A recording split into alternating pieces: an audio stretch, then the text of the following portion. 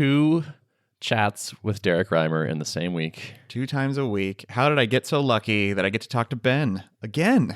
It's unbelievable. Truly #blessed. Yes. #double week. How are you feeling like getting 2 in a week? Like, does it feel like a lot to you? I think it's going to be good. This week is kind of a weird week for me already because I'm traveling. So I was kind of reflecting before recording and like, what do I have interesting to talk about? But actually, I've been doing a bit of reading because I tend to do that when I'm on airplanes and things and just have like smaller chunks of time to do stuff and feeling a bit inspired by the kind of the stuff I've been reading. So we can dive into that a little bit too. So yeah. Sounds good. Mm-hmm. I'm digging it. I mean, like we'll see. It's week 1. Yeah.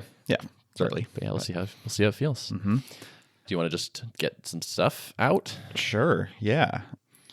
Yeah, like I said, I'm traveling, so I'm on West Coast right now, and so it is 7:50. If you can hear the freshness in my voice from just waking up. I've been rereading through Deep Work, which is sort of, if you think about it, a kind of a manifesto behind what level stands for. And I'll admit that I was a little bit lazy on my first time contact with Deep Work. Like I knew it was going to be great, and I kind of grasped the principles that he was talking about, but didn't really read in depth a lot of the kind of meat of the book. I've been kind of forcing myself to just kind of go through, and man, there is a lot of gold in there. Just so many things that are inspiring me for how to position level, how to market it, and also recognizing things in my own work patterns that need to change. One of the things, the biggest thing that I'm implementing this week, and I've already started it, so far so good, is I've removed Twitter and the email client off my phone. Interesting. Yeah, that sounds like a great idea. One of his whole chapters is about embracing boredom and the fact that I think this is just kind of a societal problem today, that we always want to fill in the gaps with other things. So like, if I'm standing in a checkout line or I'm deploying code to Heroku and it takes 2 minutes, my inclination is to flip over to Twitter or email or just something that's going to give me a little bit of satisfaction, give me dopamine hits, whatever I'm seeking at the time. The problem with that is it's actually a very dangerous habit to have, not just because it's an unproductive use of time or can induce stress, but also it kind of trains your brain to always be in a constant state of being distracted and kind of unable to focus. So I pulled out a few of my favorite quotes. So here's one. You'll struggle to achieve the deepest levels of concentration if you spend the rest of your time fleeing the slightest hint of boredom. Another one. Efforts to deepen your focus will struggle if you don't simultaneously wean your mind from a dependence on distraction. I love that line, dependence on distraction, because that's essentially what it is. In removing it, now I'm basically putting those things that used to be gap fillers in my day kind of more into my different buckets for work. So like I'm not checking email until it is time to sit down and do work. And I'm putting time constraints on that. I'm not letting it be a thing that just kind of bleeds into all aspects of my day.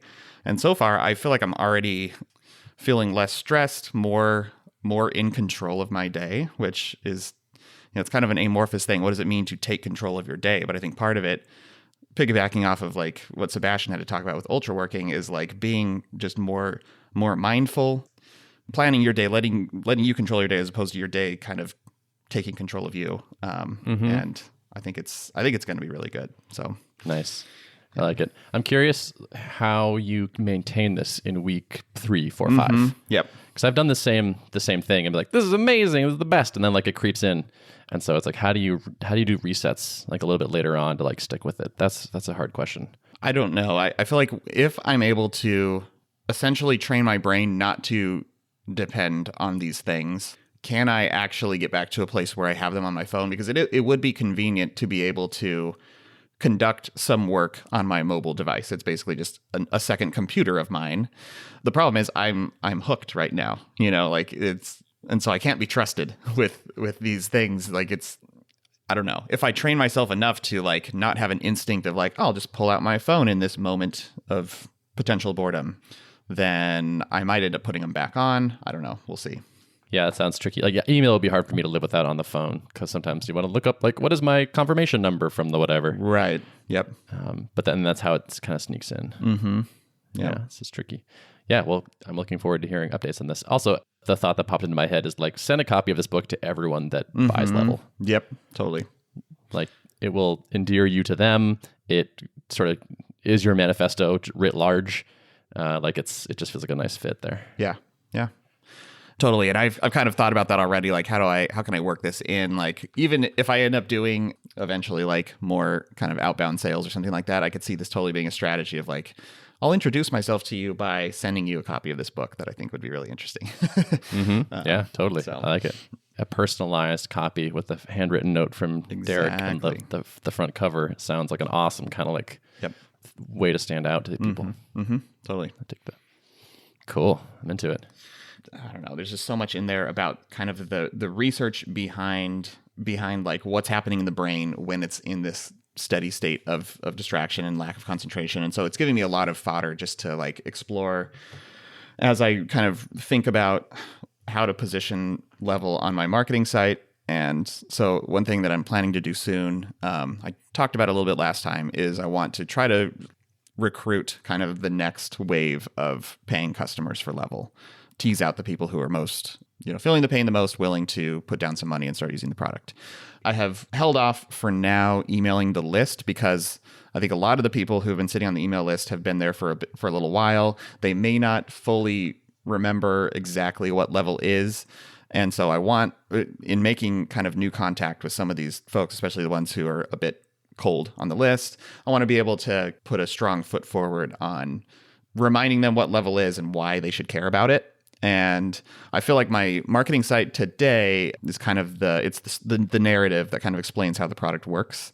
And so it kind of straddles between trying to touch on some of the core problems that people are feeling and also getting into a bit of the product mechanics. And especially the product mechanics side of it is a bit out of date now. Like the product has changed a ton. And so nice. I want good that. Sign. Yeah, it's a good problem. It's a good problem to have. But now it's like feeling a little bit crusty. So I want to kind of revisit that. And I think I'm going to take a little bit different approach and try to get back towards selling the solution and less out of the weeds of how the product works. Like, I think it's important to have that, but I want to kind of get back to selling the solution. So cool.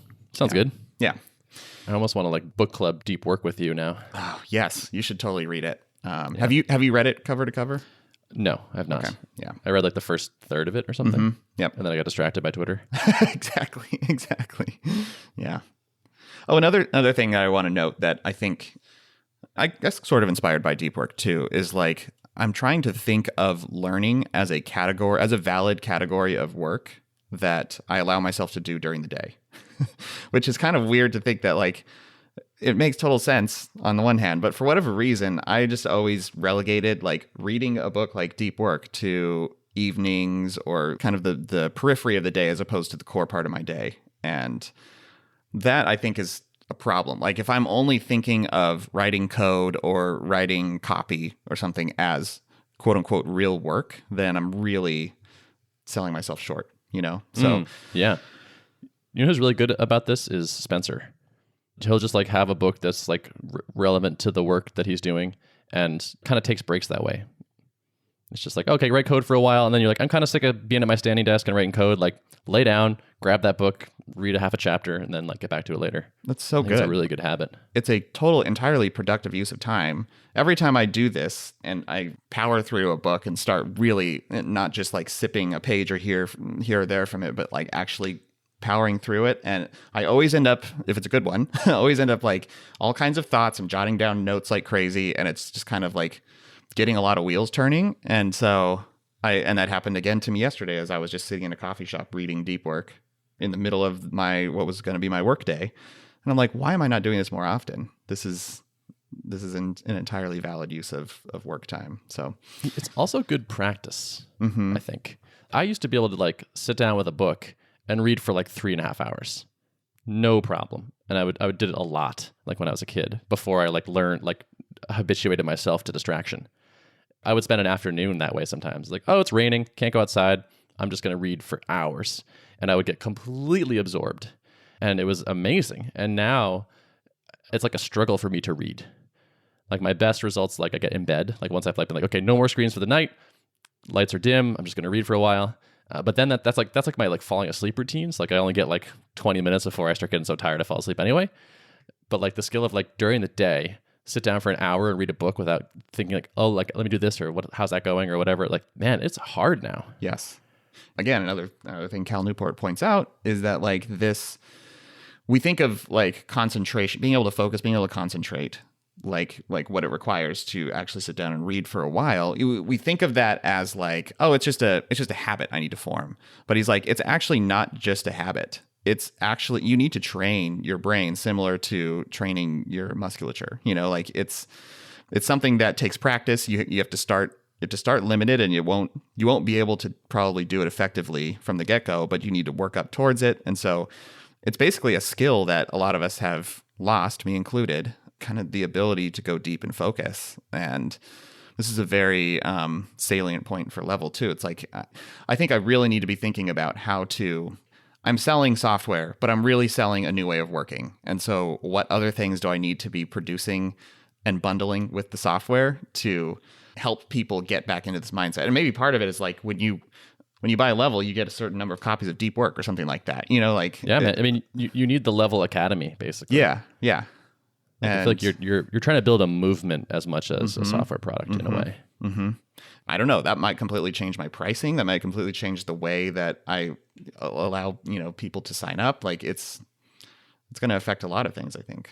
Yeah, I think Sebastian's thing that he threw out about like what if level cost like $10K a month or like a $10K upfront kind of thing and included this, like that resonated with me. Mm-hmm. Like your response seemed like you're like, I don't really want to do a sales process for that kind of thing, which I get because confirmed that stuff is kind of annoying, but also like it did. I was like, that seems like kind of a good idea to me.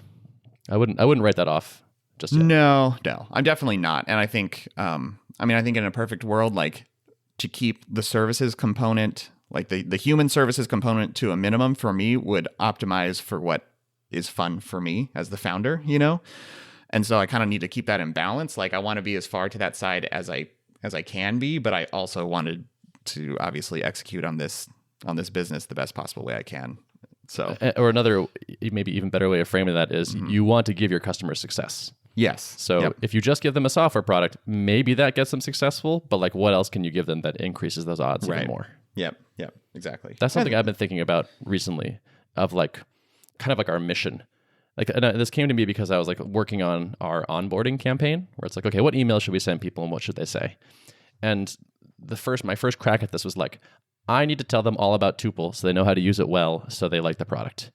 And like recently I'm more like, some people are like, hey, we're already doing this, we just want a better tool. But a lot of people are kind of like, we think we should be doing more remote pairing.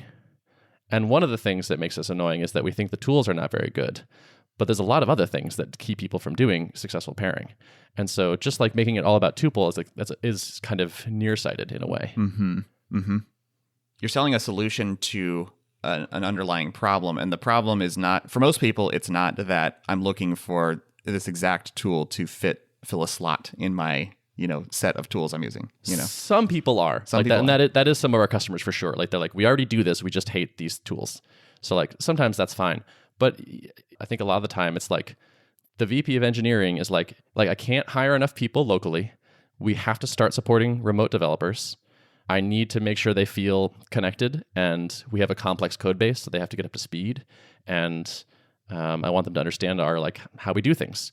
And like none of that is like Tuple. Like Tuple is part of the answer to that, but their outcome that they want is well-trained, happy, productive remote developers. And so that's just such a bigger circle. And thinking about more like how do I optimize for that? And the thing that they actually really want is, I think, going to be really useful for us. Yeah, and I think it's good to be thinking about that early. And that's like, I think a lot of your marketing and your positioning will need to speak to that, and not just like, I think you're going to be able to get a lot of early adopters on the premise of like, we're Screen Hero 2.0, like this beloved tool you had, we're a good replacement for it. And like, those are going to be probably the easiest sales, right? Is the people who fully get it. They understand the need for it. There's just been a vacuum and they're looking to fill that, but then that will dry up at a certain point, and then you'll have to actually start kind of speaking to the kind of the underlying problems to get to that next concentric circle. Yeah, like when a team starts a trial now, or like starts their first month, we're giving them like an open invite. So it's like anybody can use it for this flat cost. If there are 4 people that already do a lot of remote pairing and they start using it and they like it, then cool, that's 4 seats. But if like part of our onboarding and training and whatnot converts 2 or 3 people that kind of wish they did this, but just like haven't gotten over the hump or like don't really know how or something, if it converts them into people that remote pair a couple times a month, that's, good for them and good for us. Like we can expand the market within a company effectively with like really good kind of training, I think. Yeah. That's good. So yeah, mission stuff. Thinking about the broader mission, I think, is a kind of a powerful thing. I had been feeling this anxiety because I kept seeing this and like, this is like a classic startup advice blog post where it's like, think about what impact you want to have on the world. And I was kind of like, I'm not sure we think about this very much. And now it's like, oh yeah, like this deep work stuff you're talking about, like a really nice way to achieve more deep work, I think, that's kind of immediately implementable is to pair program more. I paired with Spencer this morning. We did like 90 minutes. It was more fun than programming alone. It was like a social activity, which makes it more fun for me because I like the social aspect of things. But we stayed very focused, like wasn't checking email, wasn't fooling around. So like we accomplished deep work for sure, both of us. That sort of state of flow is easier to get into because we keep making progress because we have 2 heads on it. Man, it's just a powerful practice. Increasing the amount of pair programming that happens in the world is a mission I could get behind. The thing that was like the knee of the curve for me in terms of skill development in programming was this like 5-month period when I got my first Ruby job and sat next to a guy who knew a lot about Rails and who used Vim and was just a good experienced programmer. I learned more in those 5 months than I had. We just paired like most days, at least for a little while. And it was like totally transformative for me. If I can bring more of that into the world, then damn, that would feel great. Apprenticeship is a concept that is very infused into a lot of trades in the world. And it's not necessarily one in the software development realm. But anytime you're working on a problem, even if you're, especially if you're one person is brand new, junior, pairing with a more senior person, there's an obvious kind of apprenticeship mentality there. But then even when you're kind of peers, you're always kind of fluctuating between, well, I have more expertise on this, let me add that to the conversation, and then maybe a little flip-flop, and the other person will have some expertise to add to the conversation. And so you're constantly kind of apprenticing each other. This is like the way that people get into certain trades. And I think it's underrated in a lot of other realms that don't kind of use that model. It totally works. Like people have been learning things from each other for so long. And that's sort of like, let me do a little bit, now you try a little bit, and maybe think about this. Like here's like a small correction. Like learn by imitation, learn by trying with sort of like immediate feedback from someone. Like it's all just powerful. Yeah. When you brought that up, that reminded me of a passage from Deep Work where they're talking about, he calls it the whiteboard effect. And he says, this back and forth represents a collaborative form of deep work, common in academic circles. It leverages what I call the whiteboard effect. For some types of problems, working with someone else at the proverbial shared whiteboard can push you deeper than if you were working alone. The presence of the other party waiting for your next insight, be it someone physically in the same room or collaborating with you virtually, can short-circuit the natural instinct to avoid depth. And so I think that's exactly what you're getting at with pairing too, Oh man, I like that. Yeah. I might need to send this to our customers too. Mm-hmm. Yeah. I dig it. Yeah. I'm feeling these things. Mm-hmm. The sort of bigger picture thing is really useful to me. Yeah. We're both hitting at a similar mission from different angles with different types of tools. And this is just, I do strongly feel like this is the type of mission that I can really be like, feel good about and be working on for a while on trying to. Yeah. I wonder if one day we like offer, like find 1 or 2 more companies and do a kind of like a remote deep work bundle kind of thing. Mm-hmm. Just like tools for remote software teams that want to work async and deeply. Yeah. And like it's a package of 3 or 4 things or something. Yep. That very thing has been resurfacing in my idea notebook from time to time. And it came up again yesterday where I'm like thinking about what could be my main piece of like content that kind of sort of similar to your pair programming guide, And I think it's somewhere around kind of less about the specific tool. So maybe it doesn't even live on Level's website. Maybe it's something else. And I could even, it might even include like links to competitors and stuff. Like these are all tools that kind of can help you achieve the goals of a more mindful workplace, or however, whatever I call it. Laying out the research behind it and the philosophy and why you should care about this and kind of all that stuff. So totally. Yeah, I dig it. Yeah. Just slot that into your schedule. Right. Right. Oh, yeah. And I'm looking to do. I know. I'm looking forward to reporting back because I feel like, obviously it's very early that I'm kind of taking this newfound rigor and forcing myself not to be distracted by Twitter all the time, but I'm optimistic that I'm going to be a bit more productive and not feel so stressed about my productivity level. I'd be shocked if you weren't. Yeah. Yeah. All right. I have to talk about a thing. Okay. Yeah. Shoot. All right. So first of all, shout out to Podcast Motor. Yes. Podcast Motor is the company we use to basically do everything of this podcast that is not you and me talking. They make our lives so easy. It's great. We record the podcast. We drop 2 audio files in a Dropbox, and then a week later, the edited, show-noted, published version hits the world, and that is wonderful. So props to them. Thanks for being awesome, Podcast Motor. We like you. Next is, I got a small celebration, a little gratitude moment. So we added a call quality feedback thing in Tuple after you finish a call. I just looked this morning, and for the last week, we have, it's a scale of 1 to 5, 5 being good. 86% of people had a 4 or 5, which is pretty legit. That's cool. But the thing I'm super pumped on that I was working on this morning is I've been doing these sales calls with people, and a lot of the times the person I talk to is not the person with a credit card. They need some other people to get on board this idea of try Tuple. Often it's like a senior developer kind of person, team lead, whatever. I talked to a VP of engineering the other day that had to ask the CTO for a credit card. And I was like, that seems weird, but whatever. People have started asking, do you have any sales materials or details about this that we could write, I could show somebody, or a demo video, because I will do a demo with someone. That was cool, but it'd be cool if I could show some of this to somebody else. And so I was like, yeah, I totally do need that. And so I started thinking about how I would do this, and then the scope expanded in my mind. And so I'm building something a little bit bigger that I think is going to be pretty useful. All right, so if you go to something like tuple.app/partners/level.app, that's what it is, level.app. I fire off a request to Clearbit, and I grab your logo and your company name. And so now you already have a personalized looking page, like Tuple Hearts Level with your logo kind of thing. So it's we're considering doing a deal.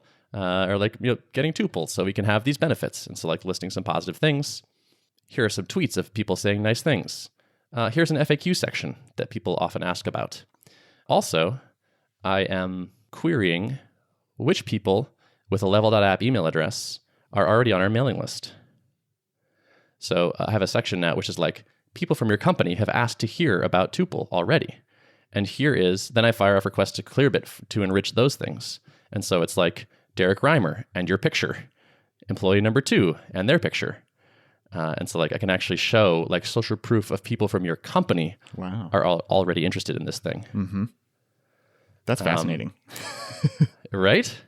And so this is all dynamic. So it's I don't even need to make this page specifically for each person. I can just give you a URL and there it is. But I think especially the mailing list thing makes it feel very personalized to you. And it is personalized. I just didn't do it by hand. And then I can drop a payment link at the bottom. So it's it serves as the sales, and of course a demo video is perfect on this page. But over time, I can flesh out this page, keeping it mostly 100% dynamic, and create this thing that is almost like a public version of a CRM. Yeah.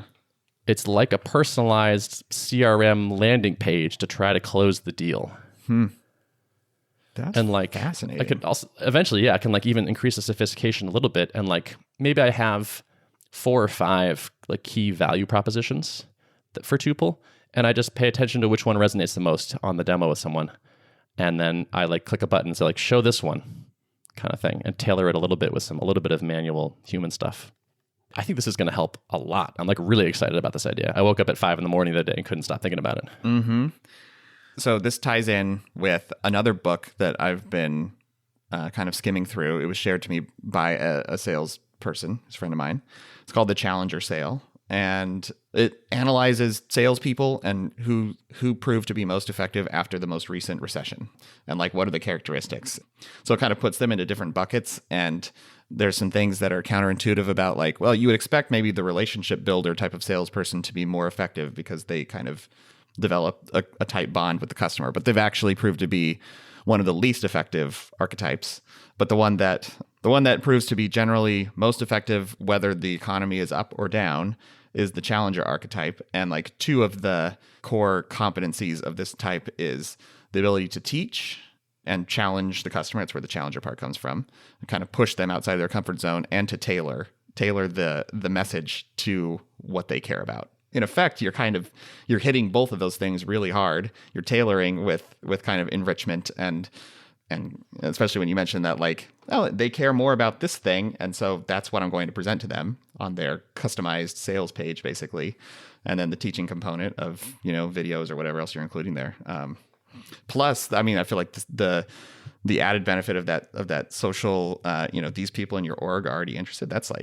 That is right. Super That's cool, compelling. Right? Yeah. Do you know what else I was thinking? Is under that, at the bottom of that list, like let's assume this link gets shared around a little bit, like maybe dropped in Slack or something. Add another subscribe box. So it's like subscribe for updates on this particular thing, like Tuple working with Level. Yeah. And then I add that person to that list. And so like maybe by the time the decision maker sees this, it's like, oh wow, like 7 people from our company like want to hear about this. It's like, well, this is an easy decision to make. You're sort of facilitating grassroots support for something. You're giving power to the employees to voice their support of, like, yeah, I'm interested in this thing. I think I would use it. And then it could spark a conversation where, like, oh, I see a lot of you, like, a CTO or VP of engineering or whatever. I see a lot of you are signed up on this thing. Do we want to use it? Like, and yep. Yeah. Dude, Clearbit's incredible. So like there's also this Clearbit Reveal API, basically like looks at IP addresses and figures out who they are. And so like I could add a section with, this just gained, like I could add it like people from Level have viewed our landing page 43 times since March 1st or whatever. There's just like all this like internal social proof, I think, that I can leverage. This feels like its own product to me. It almost is, like, yeah. I was like, yeah. Like I just can't imagine this will not increase my close rate like crazy. Because there's just a bunch of times I'll do a demo and it's just like hard to get the next thing done. We're like, I like it. That sounds good. Let me go ask my VP. And like that just fails sometimes. It's just not a priority, or it just feels hard enough for they ask the VP and they'll come back and they'll say, oh, they said it sounded kind of expensive, or like we're pretty busy right now. And that's just kind of code for like, you didn't really prove that it was going to be good or valuable or anything. This is an asset I can build over time. So it's like I can make this page better and better. Like add a really good demo video, add a really good FAQ, add some, like just keep finding things to add to it so that like it just gets better and better at converting people. Wow. That's that's fascinating. It's almost like it's similar to like kind of right message, like tailoring, personalization, but it's for a bit of a higher touch process, I guess. Or yep. Yeah. And I can also like, there's no reason to only send it to someone I've done a demo to, right? Like if I like look at our list of subscribers and it's like, oh, like 7 people from company X have asked to hear about Tuple. Why not go figure out who the VP of engineering is and send it to him or her? Yep. Totally. Yeah. So this to me feels like a programmer's answer to sales, which to me is a good sign, where it's like combining like very disparate skills together. I don't know if I'm just like high on my own supply, but I feel like if I showed this to like your average salesperson, they'd be like, oh my God, like how do I get this kind of thing? Yeah. It just feels like a powerful tool, I think. I mean, that's looking at how like Brennan Dunn engineered Double Your Freelancing, and then ultimately Right Message came out of that because he just like applied a developer mindset to optimizing the marketing funnel of this thing, and it obviously yielded insanely good results. So yeah. That's true. Yeah. So we'll see. I'm excited to work on it. I'm excited to try it and like see what people's responses to it. Nice. Well, if this Tuple thing doesn't work out, I think you have another product that you could ship. Could be. So that's what's up with me. Cool. Second podcast of the week. I say we wrap it. Yeah. Let's wrap it. Cool. Notes of the show. Notes of the show can be found at artofproductpodcast.com. Cool. Thanks for listening. ×2. Yes. 00. Bye. See you next time.